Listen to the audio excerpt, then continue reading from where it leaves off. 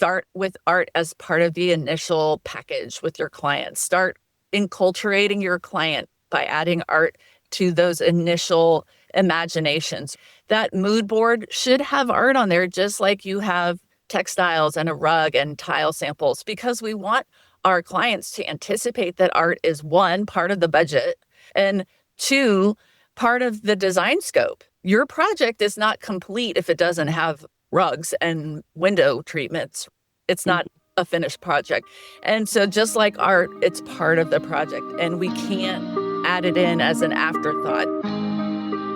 You're now listening to Design Curious, a place where you, creative one, are here to learn about what it really is like to be an interior designer. And I'm your host and mentor, Rebecca Ward. If you're worried about how to succeed in a creative career, if you're ready to learn your next steps to become an interior designer, and if you want the satisfaction of doing something you love every day, you are in the right place. Grab a coffee, a notebook, and let's dig into today's episode. Hello, and welcome to episode 199 of Design Curious Podcast.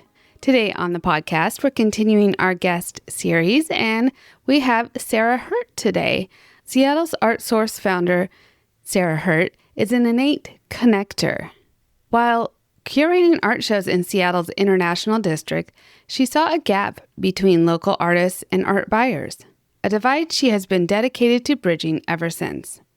Through Seattle Art Source, Sarah's ultimate goal is to build and sustain meaningful relationships, creating a community where art enhances everyday life. When she's not in the studio, Sarah's happily immersed in family life with her 3 kids, browsing the shelves at Elliott Bay Books, feeding her semi-problematic book buying habit, or traveling the globe. She has visited over 35 countries and spent 4 years living in Switzerland, where she discovered a deep appreciation for the virtue of full-fat dairy. Art is such an important part of completing the design process. I think you're going to love my conversation with Sarah, and also love that she can be a connection for you as well, and a resource for all of your art curation for your clients. So let's get into our interview. Hi, Sarah. Welcome to Design Curious Podcast. It's great having you on today. Thank you so much for inviting me. I'm thrilled to be here. Yeah. And I love this topic. I think it's going to be very useful to our designers out there. So first, let's talk about how you got into the industry. So you have a background in art, right? So how did it all start? Not really. I mean, I kind of stumbled my way into it like many second career people. I started the business when I was 40. So this is really kind of a second chapter. We're turning 10 this year, which means I'm turning 50. So no math required for anybody out there. And in some ways, I was at this kind of professional crossroads, and my brother-in-law was making custom furniture, and he had a little showroom in our International District in an old Chinese restaurant. And the walls were bare. The furniture was going out on the floor. And he was like, Sarah, this would look so much better if there was art on the walls. Would you be willing to do some kind of rotating art on the walls and organize it? He didn't have time to deal with it. And he's like, if you make any money doing this, you can keep it. And I was adjacent to some creatives and some makers. And I was like, I think I can figure out how to do this. So in the process of doing that kind of little gig on the side for my brother-in-law, I came into contact with designers because he was making custom furniture for them. Right. And spent about 18 months in this kind of mid-career milieu working with a coach. I mean, like, what do I want to be when I grow up? And doing these art shows on the side. And it turned into developing the business plan for Seattle Art Source. Like, how do I connect more interior designers with local artists and build this bridge between these two communities of people? And really, that was kind of the nascent form of what has grown into be Seattle Art Source. Wow. Okay. So what were you doing before you started working in art? I have done a lot, as they kindly call it, a non-traditional work background. So I've done a lot of things. And all the things I did before, I use in running Seattle Art Source, and I'm running this business. So I had a career in retail. I worked in accounting. I worked in a nonprofit. I did marketing. I was kind of a jack of all trades. When my kids were little, I did side gigs. I really wanted to stay home when they were wee little guys. And so in my 30s, when the kids were really tiny, I kind of always had a side gig.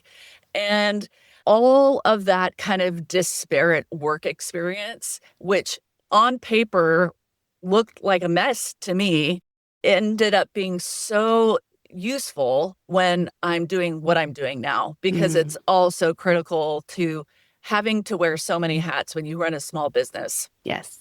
Well, good for you. That very inspiring midlife change there. Yeah, I think, and women are so adaptable. We could do so many things. Yeah. And it's the difference between could we, should we, what do we actually want to do?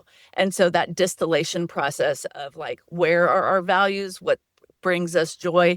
There are many women that get into your field, our field in design, mid-career, because they have these latent talents that have never really had the opportunity to bloom, and they go back to school, and there's a creative energy that comes with being in the interior design industry that is a second career for a lot of people.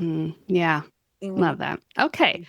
So tell me how you work then. Do you work with different local art galleries, or do you have a gallery of your own, or do you just work directly with the artists? Seattle Art Source is a little hybrid. So I really wanted our firm, Seattle Art Source, to be a very supportive place for artists. That was one of the things I learned in those early days of doing the art shows, is that the business of art is not always friendly to artists. And so we do represent artists. We have about 40 artists on our roster. On the SeattleArtSource.com website, you can see all those artists. We have the gallery page with all their inventory. You can purchase it online like it's Amazon. We can send it to you. And so all of those artists have worked with us, and we represent them. And I'm one of the tools in their bucket of getting their careers out into the world. Usually those artists have multiple people that represent them all over the world. And my designers have access to their work and commissions from them. So that's one of the ways that we work. So, and as a designer, when you come to me, you can say, this work that you represent, some of these pieces are going to work in my project. I'm going to use you like a store, basically, like a resource. And some designers need more support than that. They're like, here's my elevations, here's my design scope, here's my inspiration. Some of the things I need are from your roster, but there are things that I need that are not on your roster. Can you help me look for those as well? So then what I do is I open up my scope to other resources, and we can look internationally, really, to find the right piece of art for our clients. And those are very fun projects. It's a wide world out there, and there's a lot of really wonderful art. And sometimes to satisfy the scope of work for a client, we really have to go searching for exactly the right thing. And especially for commercial jobs, big commercial projects a lot of times need pieces specifically created for that project. So many times we work directly with an artist or an artisan to create those pieces specifically for those jobs. And we act as the project management and the art advisor for those projects. Okay. That's really helpful. So when let's say a residential designer typically wants to work with you, I know I like to pick the art basically in the initial design process. So, I have it ahead of time. Is that the case most of the time, or do some like wait till the end after, it's ready to install and then like, okay, now we'll look at art? Well, ideally, we advise designers to start with art as part of the initial package with your client. Start enculturating your client by adding art to those initial imaginations. That mood board should have art on there, just like you have textiles and a rug and tile samples, because we want our clients to anticipate that art is, one, part of the budget, and two, part of the design scope. Your project is not complete if it doesn't have rugs and window treatments. It's not a finished project.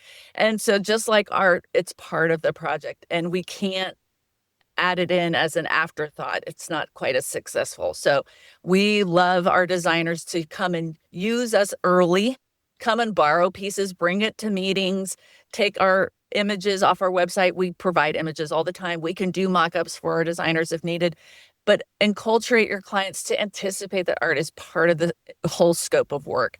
And that conversation starts at the very beginning, just like any other FF&E part of the project. Yeah. Yeah. And I know the idea of hiring, maybe an art consultant and working with local artists sounds probably more high end or like exclusive, but is it approachable for all kind of design scope and design budgets? Yeah, I would say so. I think when the rub comes when we have overlap with our designers. And so we really want to work in complete tandem with our design clients. And as you know, every design client is different. Every designer is different too. And so over the course of the 10 years of doing this, I have worked with, probably 300 designers, and every single one is different. So we're very nimble. We're very flexible in how we can accommodate what you need and the kind of trust that you've built up with your client. So if your client really wants you to link arms with her and come to every meeting and approve everything, we're not going to charge her any kind of extra advisory fee. She's already paying you. You don't need to add more to that bill for her. If you are done with your client and you're like, sayonara, we are done. It is not worth my time to pick art. It's going to take a year for this lady to pick out art. She needs to be Sarah's problem now. Go with God. Then I get to spend the next year helping Miss Indecisive pick art out. And that's my job now. So she's not billing you anymore. You're done with your project scope. You've signed off and you've moved on to other things, because sometimes the art selection process can take years. And it's not a good use of a designer's time to have that be a part of your job scope anymore. So that's scope creep for you guys. Yeah. And so we often get those referrals after a big job is done. The art needs to be individual emotional decisions, what the homeowner wants to do on their own. Those clients are so lovely to work with. We love those clients because that is singular and it's a one task for us, right? They want to view this very, very separately than all the other parts of the landscaping and the construction. They want to view this very differently than the rest of the project. And the designer's like, go see Sarah. She's going to work with you. That's where we really put on our advisory hat. And there are fees involved in that. We put together a scope of work. We can keep the designer in the loop if they want to. And we want to make sure that the art we're putting in the project honors all the design, honors all the hard work that you guys have put into the project. But it is definitely an independent process from the designer. That's good, because I think there are clients that are like that. I've had clients say, well, I don't buy a piece of art unless it means something to me or has some significance in my travels or something like that. So it's a lot harder to source art for them. And then there's others where it's like, I really don't have an opinion. So you go ahead and choose for me the things that you think will look best. So it's nice that you can work with both spectrum of client and that you actually embrace taking on some of those little more challenging people. Yeah. And people that have a lot of buy-in to the art that's going in their home are a blast for us to work with. We love them. They are probably more challenging for designers to work with because they want to put in the art that they like. And maybe it's not exactly the thing the designer would pick out. For us, that's not a barrier. That's not an issue. So yeah, all of the above. We've just figured out how to accommodate any kind of scenario. Yeah. So let's talk about the clients who maybe already have art that they want to bring forward into the remodeled space or the new home. I had this happen to me recently where the design that we went with for their remodel was very contemporary compared to what they had before, which was a lot more traditional looking. They had large pieces of art, very impressionist style with gold frames that they wanted to keep. They didn't see any issue with bringing that into a contemporary setting. So we just let them put it back where they wanted it. But that was, they weren't open to like hearing ideas for new art that might complement more the style of the furniture now. So what can we do in those kinds of situations? Yeah, this is a really common scenario. And I have a lot of empathy for the designers in this situation. And and the homeowner, they just love it. They want the Monet on the wall, and it's their house, right? Yeah. So, but there's a couple things we can do in that situation. Having a mediator involved is often helpful because it kind of takes some of the me versus you pressure off of the situation. You have ownership of your design that you've created for them. And at some point, it can feel a little like maybe adversarial, like, I created this for you. I want it to be perfect. And you putting this, poker playing dogs back in the living room is not what I had in mind about this. So me coming in and advocating for something new can be a good strategy. I do that in a couple different ways. Sometimes we talk about alternative placement areas. Sometimes it's like, we just need to take the thing off the wall. Let's walk around the house. Let's see where else this could work that is meaningful and maybe a little bit more private. Mm-hmm. Maybe the thing that feels super sentimental works in a more sentimental and intimate space rather than the marquee space that just got redesigned. Sometimes it's a matter of seeing something else that they also resonate with that also honors the design. And so it's not of like, we're getting rid of something, we're adding something that we really also like. And we kind of see how it dovetails with the design as, it's giving them something to say yes to. Sometimes it's a matter of reframing it and bringing it up, elevating it a little bit, kind of refreshing the piece of art to try and help mediate that tension between the traditional and the modern, trying to bring it back into a place where it does work in the new design. Reframing can do a lot for an old piece of art and help it look fresh and new. So all of those strategies can work, and we've used all of those. A little bit of mediation, a little bit of like, I'm coming in, I have no skin in the game. I'm a third party, and I can bring in some fresh ideas. And then ultimately, if they really want the poker playing dogs on the wall, it's their house and they love it and they just love it and they want it there. So if that happens and you have to shoot your project and you're a designer and you're like, well, gosh darn it, I wanted to take photos and put this in my portfolio. And the art is the one thing that doesn't work.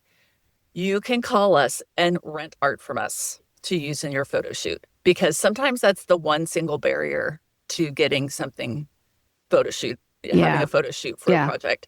You want to capture it, but you can't do it because the art's not working. So don't let that be a barrier. Call us. You can rent art from us. Call or make friends with a local gallery. See if they'll lend you art or rent art from them for a nominal fee to use in your photo shoots, and just swap that piece out just for the photo shoot. A lot of galleries are willing to do that. I know we do that for our design clients as a favor. Sometimes it's at the photo shoot where the client sees the thing you picked out. They're like, oh, that really does look great. And they end up buying it. Yeah. They had to see it to believe it. Yeah. It's like all the other judging you do at the photo shoot with the vases and the flowers and all that. They're like, oh, I really do like those pillows. I want those pillows. Yeah. So sometimes you have to get it in the house in front of them for them to really see it and believe it. Yeah. Okay. That's good advice too. And we were talking before we got on about those photo shoots. And, so maybe it's that client who wants to pick that personal piece, but you're ready to take the photos. So we could also like rent or borrow some art to put in place while they have bare walls while they're deciding, huh? Yes. And if they have no art and you need to shoot, you can also rent art from us for sure. When clients have finished a really big project and they have decision fatigue and they have wallet fatigue and they are staring down the barrel of needing to spend a good chunk of change to put art on the walls. And they're like, we need 18 months to just recover mentally and financially. You're like, great. In the meantime, we're going to shoot your house before the dog starts putting nicks in the paint job. And we're going to borrow art from Sarah. You can do that. And sometimes they see the piece that they love and they're like, great, we love it. Look, we're going to call her in a year and she's going to come and help us do the art. Sometimes they're just like, fine, this is what the credit card's for. We're just going to buy it anyways. But a lot of times clients, they just need a reset. They have decision fatigue after a big construction project, and they just need some time before they can really find the joy in making the art decisions. And we get a call 12, 18 months after, and they're like, we're ready. We're ready to talk to you. Let's do the art now. And then they have fun with it. And then it's not forced. And then they can spend money with some joy, and the decision-making feels lighthearted, and they can be emotionally engaged again. So, yeah. That's nice. Yeah. So as a designer, maybe a designer starting out, how can they gain confidence selecting or suggesting art? Sometimes clients might want original pieces, or, replications might be fine. So understanding all of those details that go into it, and then the budget that might go into it, how can a new designer kind of gain some confidence in this area? That's such a great question. We are not all experts in all things. And I think it is okay to have your rug guy who's your expert in imported and antique rugs. And it's okay to rely on his expertise. And every time you have a conversation with him, you learn a little bit about the origin of his rugs and the weaving techniques and the difference between silk and wool. And that's kind of how it happens with art too. The more you spend time with me and we talk, and the more you go to art walks and you go to galleries, the more your palette gets refined. And we don't expect our clients to come to us with all the expertise in the world. We are here to be a resource to our clients. I didn't start out knowing a lot about art. I've learned over the years, just because every single day, this is all I do, right? I swim in the soup all day. And so we're here to be a resource, not expecting people to come with us with expertise in this area. So come ask questions. We do a lot of lunches here for designers who are just starting out, just to come and find out what the process is like, where the price points are, how we can help with framing and installations, how to introduce the concept of art with early beginning clients too, because a lot of times if you're a beginning designer, you have beginning clients. Those two things match, right? You don't have clients with huge budgets. So how do we introduce the concept of original arts? Now, and I'm saying, like, when you work with somebody in your local vicinity, and we're in Seattle, we work nationwide though, it means that you are talking to somebody that can help you problem solve. You're working with local artists. You're working with people who can cut down on any kind of shipping costs. When you start factoring in shipping and tariffs now and buying something from overseas, even if it's a reproduction, those costs are going to start adding up, and you might as well buy something that's original in the long run. So remember to count those costs as well. Yeah. Okay.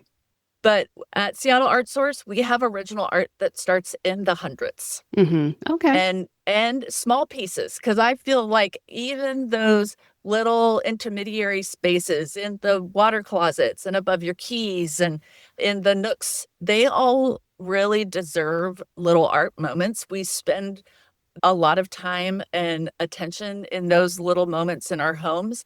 And just for a little bit of money, we can put a nice piece of original little art moment in those spots. So we have the big pieces of art, but we also have a lot of little sweet pieces that can go in those small art moments too.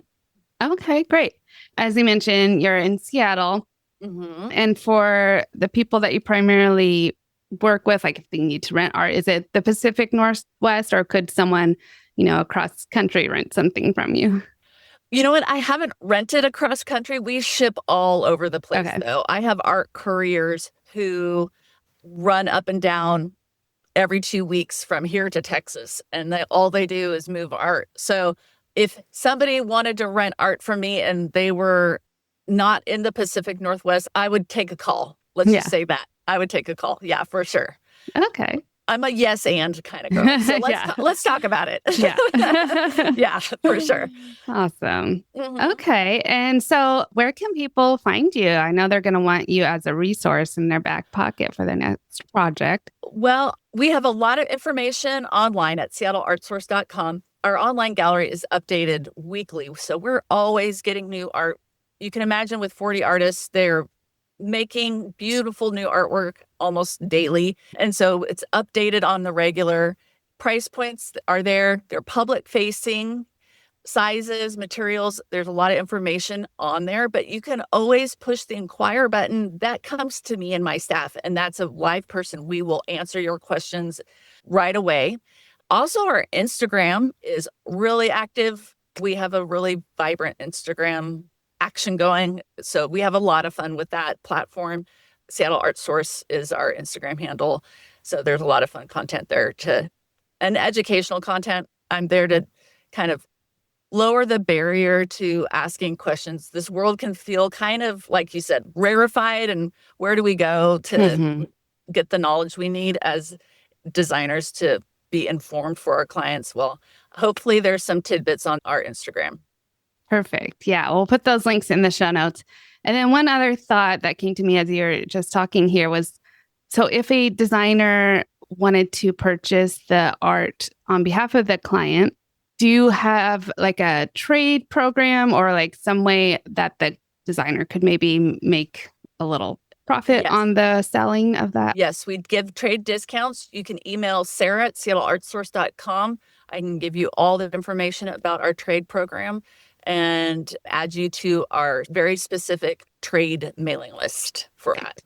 Okay. Yeah, Sarah with an H. Sarah with an H. Okay. Yeah. And we'll put that in the notes as well. So everyone can find you. Oh, well, thank you so much, Sarah. It has been very informative and hopefully give some people some confidence to select art and not shy away from it or partner with someone like you to get the right pieces for their clients and their projects. I'm here to be a resource to anybody. So come to me with your questions. I'm more than happy to answer them. Great. Thank you so much. Thanks, Rebecca.